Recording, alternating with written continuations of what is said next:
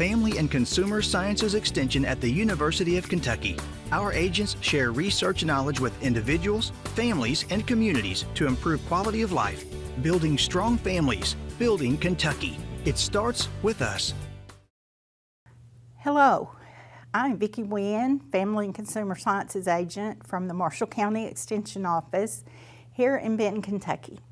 Today I want to talk about one of the most useful small kitchen appliances that has really become very popular. And when I think about my grandmother, her small kitchen appliances of convenience were a toaster, a percolator, just some things that every kitchen had. And now she would be so surprised if she could see that we can do fried chicken and an air fryer, that we have blenders and Instant Pots, and of course the air fryer is so versatile. And we want to talk about just some of the basics today. Air fryer basics, how to operate your air fryer, how to clean it and care for it, and then things to consider before purchasing one if you are interested. So let's start by looking at why air fryers have become so popular. Today it is such a healthy alternative to preparing food in the kitchen, and it is a very simple appliance.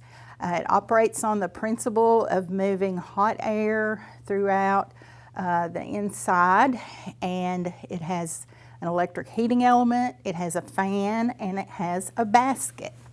So we'll start by looking at this one here.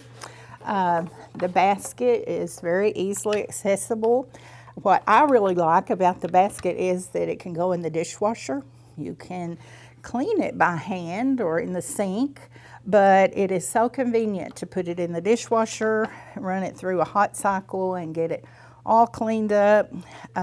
It's very easy to maintain. So that is one of the things that has become so convenient about owning an air fryer. So we'll put this back inside. The digital control panels, of course I don't have this one plugged in, but when we plug it up and the digital readout comes up, it will have the time and the temperature that you want to set it on. Now some versions will have knobs that you can set the time, set the temperature, and that is a totally different version of an air fryer, but it works basically with the same principles. We look at this one as sort of a small convection oven. It has the fan, it has the forced hot air so that it can circulate and cook the food.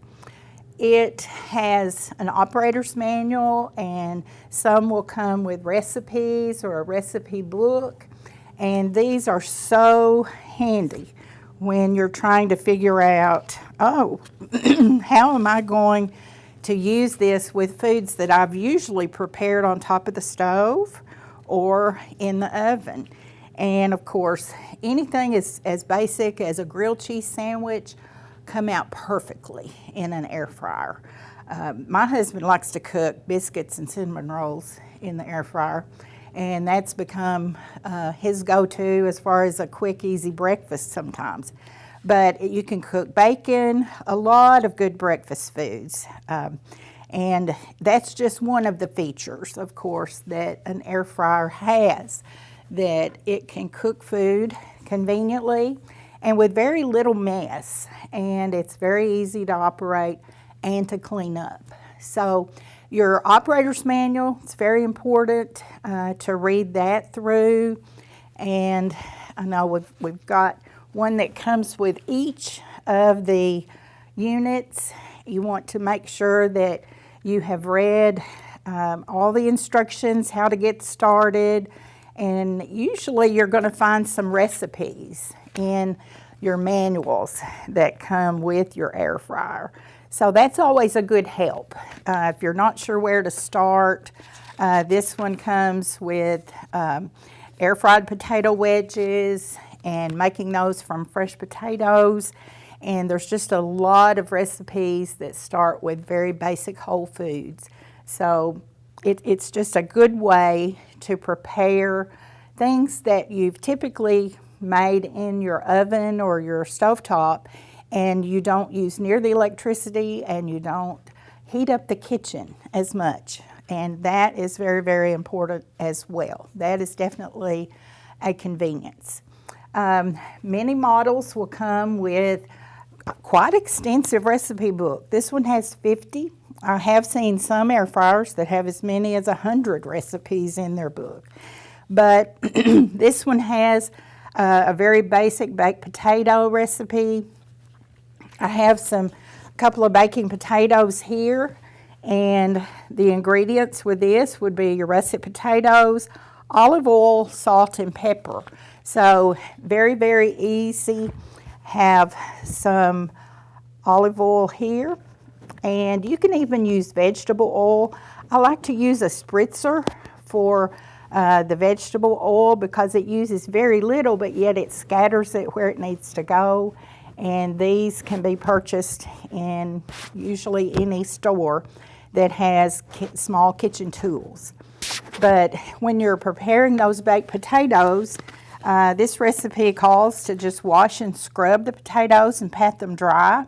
You'd poke several holes around the potato using a fork, and then rub the skin with the oil, whether it be your olive oil or vegetable oil, and then salt and pepper. I enjoy using the sea salt because it's coarse and it gives more of a crunchy texture after the potatoes are done. You may use whatever type of salt that you prefer, and also a little bit of pepper. And then you place those in the basket, air fry them for about 25 minutes at 350. Of course, you want to check with a fork if it's as soft and flaky as you like it, but you can increase that time a little bit gradually, maybe 3 minutes, 5 more minutes, whatever it needs, according to it being done to your satisfaction. So we've got recipes, we've got a lot of ways that we can find out how to prepare. Here at the Extension office, we have our nutrition education program calendar that we give out each year. We still have some of these available here in the office. And in this year's calendar, we have crunchy air fryer fish. And so that recipe is a really good recipe, and it tells you how to prepare that. So if you're interested in having one of our calendars, stop by the office, pick one of these up, and it has not only air fryer recipes, but other recipes that you can prepare for your family. Now let's talk about where in your kitchen do you want to put your air fryer. Of course, we've got different sizes. Air fryers come from 2 quarts to 7 quarts, and then the oven model comes in different sizes. But basically, the original air fryer is going to come in that range, 2 to 7 quart. And of course, the 2 to 3 quart, even maybe the 2 to 4 quart, is going to be more suited for one person. Probably 2 people could eat from the food that's prepared in it at one time, but the 5 to 7 quart is more geared to a family, say 3 to 4 people. If you don't have a large enough one to prepare the food that you are making, you would have to use multiple times to prepare that. So keep in mind, if you're interested in looking at getting an air fryer, that you are getting the size that is most suitable for your family size. You want to make sure you have a place in the kitchen that you can put this, whether it be on a counter or on a cart.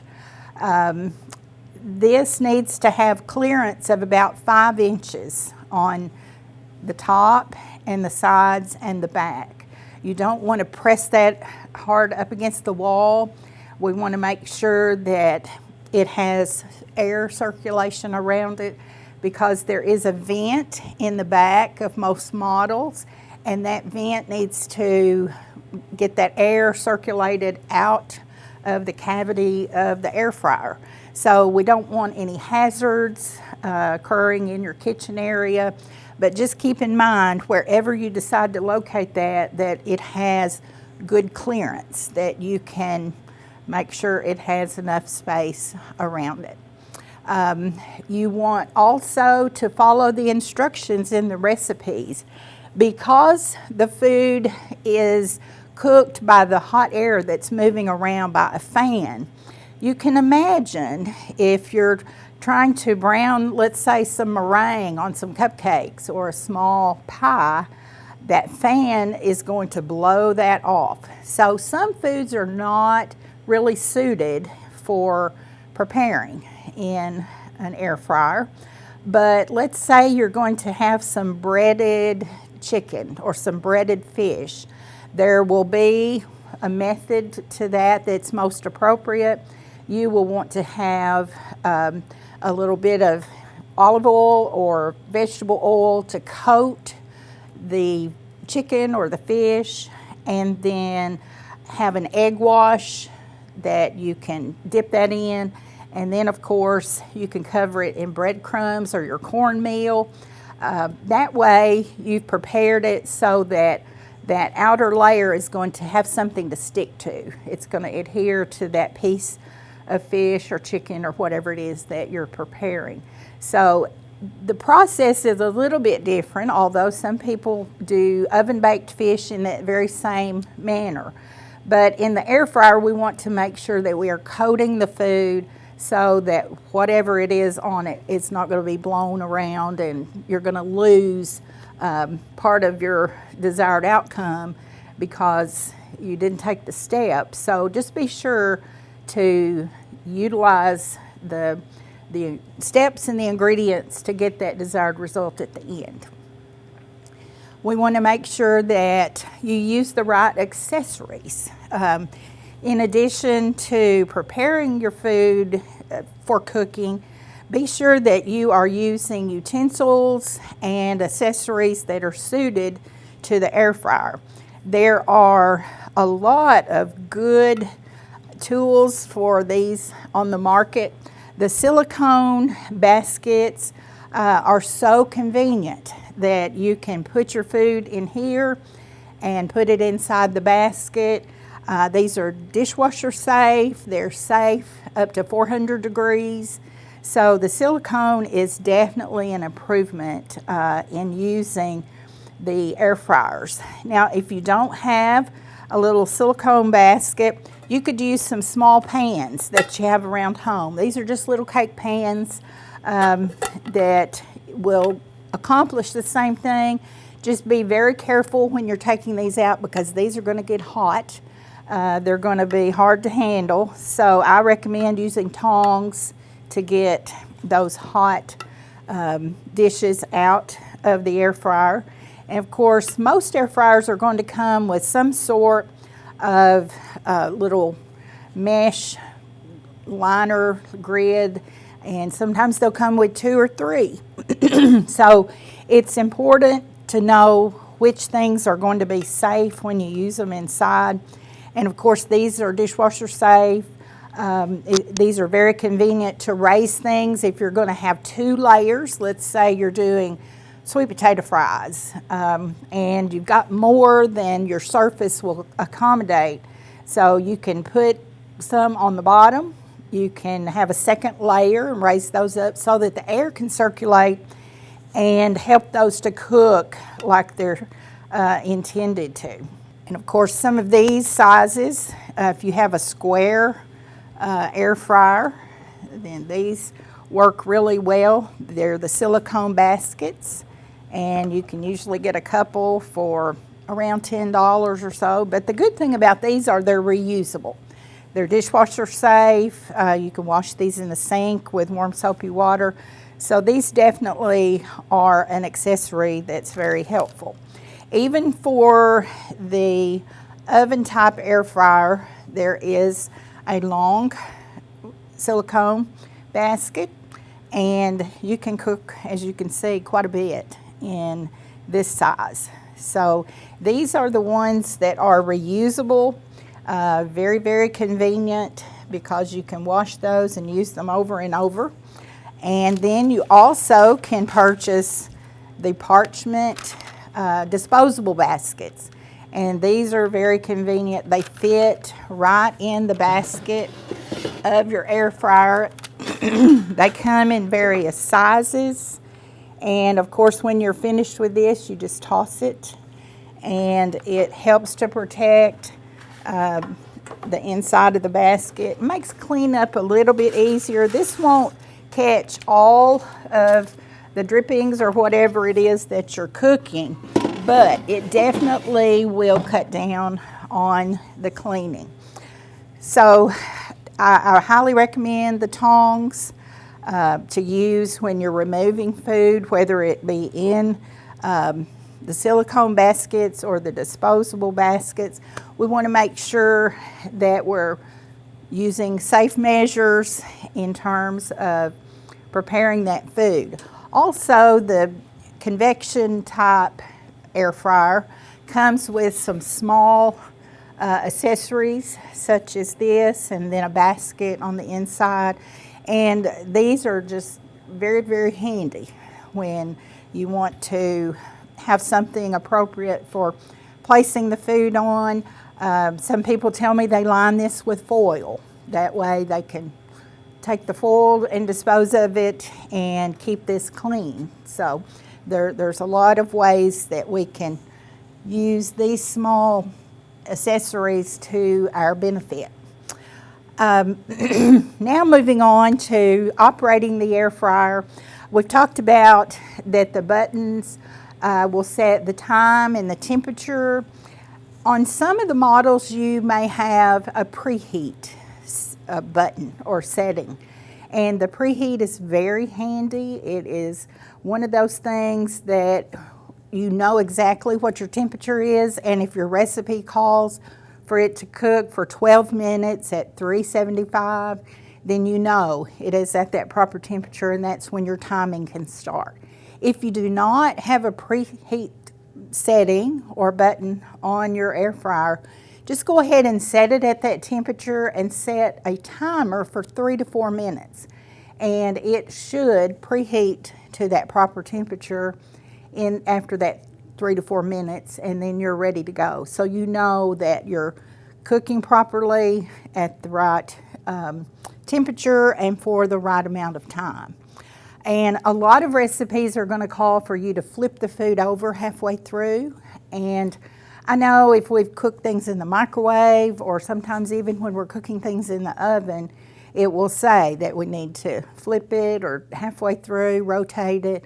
And the same applies to the air fryers. So again, that's when the tongs come in handy, that you can flip those food items over. You also, in some recipes, will read that you need to shake the basket. So you'll take it out, shake it halfway through, just like if you're doing French fries, or I like to do sweet potato fries a lot. So it will say shake the basket so that they kind of rotate and get that air circulated around the entire amount of food that you have in the basket. So it will take opening the air fryer and looking at the food at the end of the cooking time, and you will be able to tell if it is done. If you are cooking poultry or pork or beef of some type, I highly recommend using a meat thermometer, and it will tell you right away what the temperature is internally in that food. We want to make sure that we're cooking it to a safe temperature, and these are so handy to have. You can use any kind of food thermometer, but I find this one is very dependable, and it works on anything that you're preparing in the air fryer. Also, using the basket and making sure that after you have used it, I find if it didn't make a mess at all, if you're preparing something that is dry and doesn't have a lot, it's best to go ahead and clean it right after it shuts off and you've just confirmed that the food is done. It's important to not overcrowd the basket and that you've prepped the food properly. But cleaning it up is half the battle too, because once you're finished, the next time you want to use it, it's not a good surprise when you open that basket and someone hasn't cleaned it, and then that's going to take some extra time and getting that ready for using again. So just some very basic steps in operating your air fryer, making sure that you have cooked your food properly, and of course reading through your recipe all the way through before you start the process. And I find that most of the steps in the books with these recipes are very clear to understand. They're very brief because it has cut out a lot of the extra steps that you might have when you're preparing this either on stovetop or in your oven. So looking at caring for your air fryer, this is an investment. They start at around $50 for the smaller ones, and I've seen some as much as $200. But anytime you spend money on a kitchen small appliance, you want to protect your investment because you want it to last a long time. My first air fryer that I had it for about 8 years. And I took very good care of it. My husband, he knew to take good care of it. And we really used it a lot. But at the time that we decided we were looking for something a little different or a little larger, I was able to pass that on to someone else, and they are still using it. So it's something that will last and serve you well if you take good care of it. I recommend unplugging it after each use. That way there's no risk of something happening, just making sure that it is clear in all that space with the 5 inches around the top, the sides, and the back, and then unplugging it after each use. I like to remove the basket after it's done just to make sure that I've gotten it totally clean. And if it is extra soiled, let's say you're doing barbecue chicken, because I've done barbecue chicken legs, and as much as you do line it, it tends to get a little more soiled and needs a little extra. So run it through the dishwasher and get it extra clean and ready to go for the next time. After you have removed the basket, of course the fan is in the top unit of the air fryer, and it's good, it's enclosed, so there's no risk of cutting yourself or harming yourself in any way for that part. But just take a sponge, a non-abrasive sponge. I like these because they're easy to use and easy to clean, and use just some soapy water and clean the inside, and then just dry it out with a dry towel. So it is really just some very basic steps to maintain and clean your air fryer and make sure that it's good to go for the next time. Now, some things to consider before buying. We talked a little bit about the size of your family or the size of the foods you intend to prepare. And I would think about whatever size you plan on using for the people in your household, and then also the types of foods. One of our favorite things to prepare in the air fryer, and we have one this size, is a pork loin. So it will cook a 3-pound pork loin without any problem, and it is so tender inside and a little bit crusty on the outside, because you can do a cracked pepper coating on the outside, or you can do a lemon pepper, whatever your favorite seasonings are, and you can prepare that for cooking. So It's very easy, takes a lot less time than doing that in the oven. And just depending on what types of food you want to prepare for your family will dictate what size. Also, if you prefer an oven setup such as this one, it definitely can do the very same things that we can do in the basket type air fryer. So everybody has a personal preference as to which size. I think you want to know that it is the proper size, that it is easy to clean, and that it will accept accessories such as the ones that I've shared with you today. It is a different size. Of course, this long gray one of the silicone wouldn't work well in this one. These will, and of course this one will. But just knowing, if you probably could use the basket types in here as well as this is almost a 9 by 13 size. So this format would use most of these. The round one is a little more limited as to the types of accessories that you might want to use.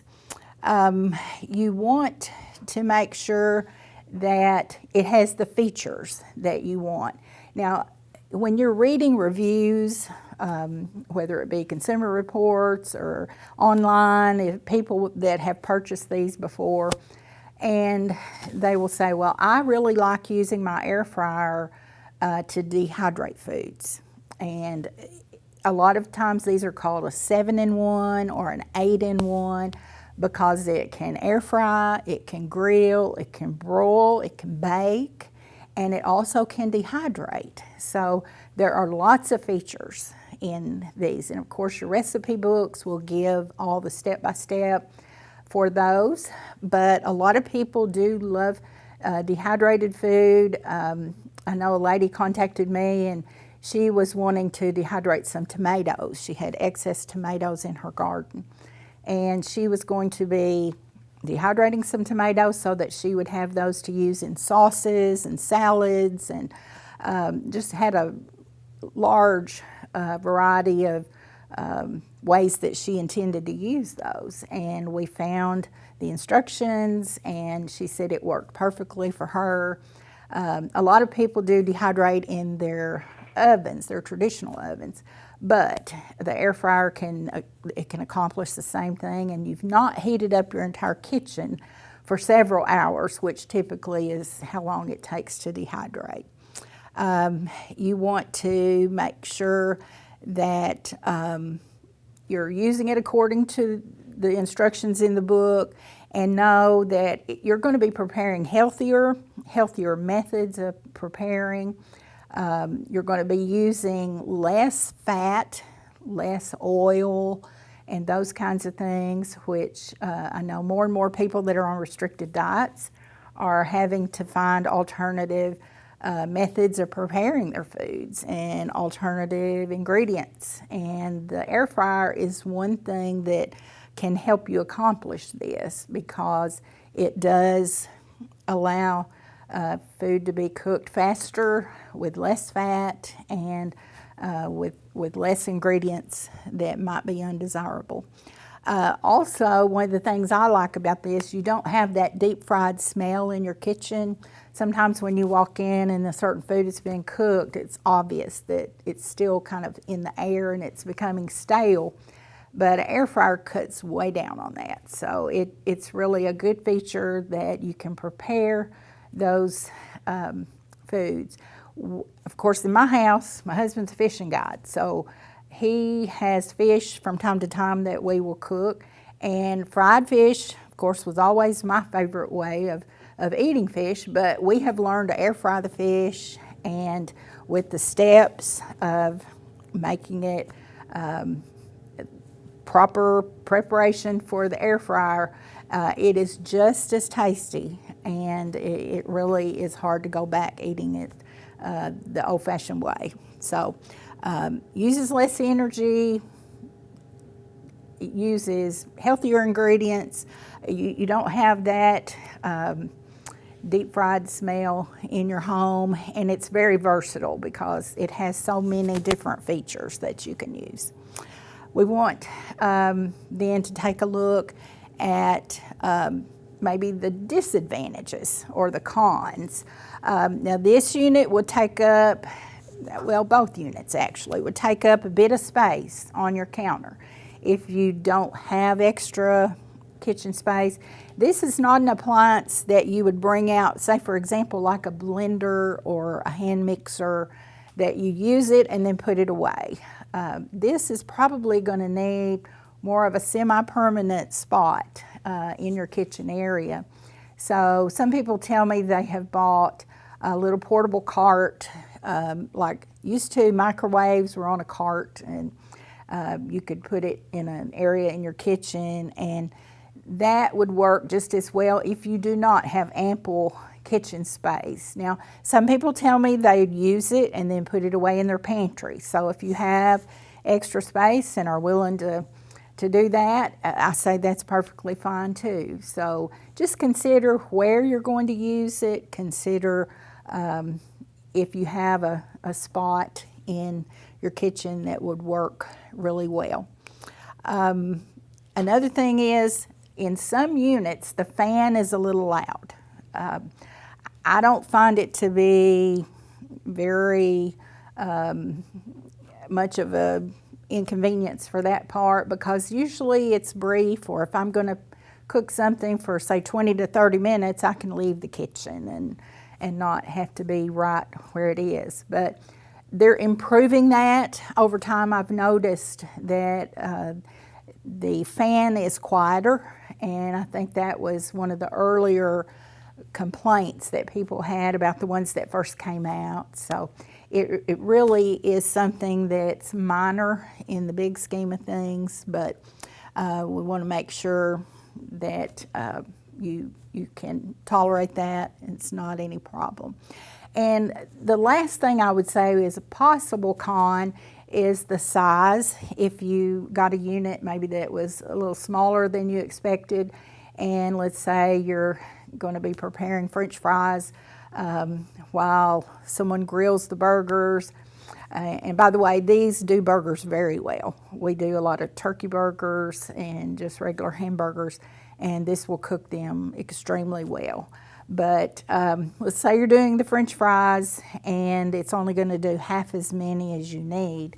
So you're going to have to do two separate cookings of in your air fryer of the French fry potatoes.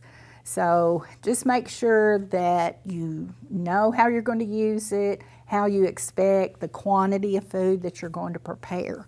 So in conclusion with all of this, there are so many helps and resources out there, like our recipes. I highly recommend this air fryer cooking guide. It has a little magnet that you can put that on the side of your refrigerator. But this has a lot of popular foods and the cooking time and temperature. So this is very helpful. If you have a recipe that you've used a lot and enjoy, or let's say you're going to do chicken breast, you're going to do 1, or you're going to do 4, you're going to do chicken tenders, or you're going to do chicken thighs. This has the breakdown of the proper temperature and how long it will take. So just wanted to share that. It's just really a good breakdown. You can purchase a chart that's laminated. That I have one of those on the inside of my cabinet door, right above where I use the air fryer. So if I forget how long it takes to do baked potato, I can look at that, and it's broken up into vegetables and meats. And by the way, frozen foods and leftovers do not have to be preheated. So if you are cooking something out of your freezer, or maybe you ate at a restaurant and brought home the leftovers, that's one of the things we love to use the air fryer for, because it can taste just as good as when you had it at the restaurant the day before. And it's very, very handy to use it for that purpose. But all of these things are considerations. There are conveniences and then a few disadvantages depending on what your setup is. And to me, it offers many benefits. It's healthier cooking, and it's just a new way to prepare foods that you may have used for a long time. So if you are interested in picking up one of the calendars or knowing more about the recipes that are contained in these, please stop by our office. We're at our new location at 2081 Mayfield Highway. We're right next door to where we used to be located for about 25 years. But we would love to have you come in, and if you have any questions, if you want to look at any of the air fryer models that we have here before you make a decision, we've had people come in and say, I really would like to see one up close before I order one online, and maybe have some unpleasant surprises there. So we're more than happy to work with you in any way, and would just enjoy talking to you about it.